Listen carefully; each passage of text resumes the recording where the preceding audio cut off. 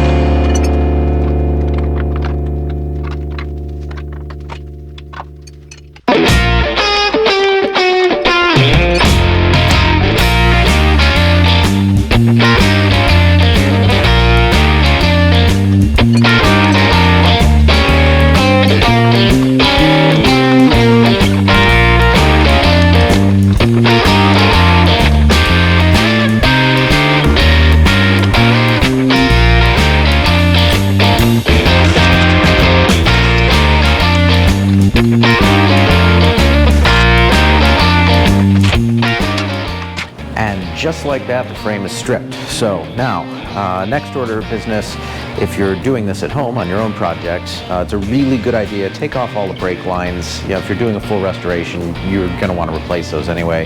Fuel lines too. And then, kind of important, it's a good idea, if it's at all in the budget, get the thing media blasted.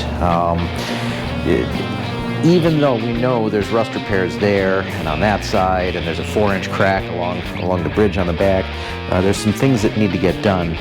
We're aware of those, but unless you're going to media blast, it's going to be very difficult. You might end up finding some hairline cracks or some small repairs that need to get done. So it's a good idea to do. Before you start cutting anything off of the frame, get some angle iron.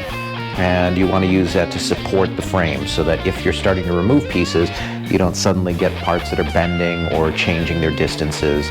You want to be able to put things back exactly in the same position as what you just took out. So tomorrow we're going to start cutting and hopefully doing some welding. Yeah, so that's kind of the plan with this. So keep following along. Hopefully you guys are getting something out of this, and yeah, we'll see you next time.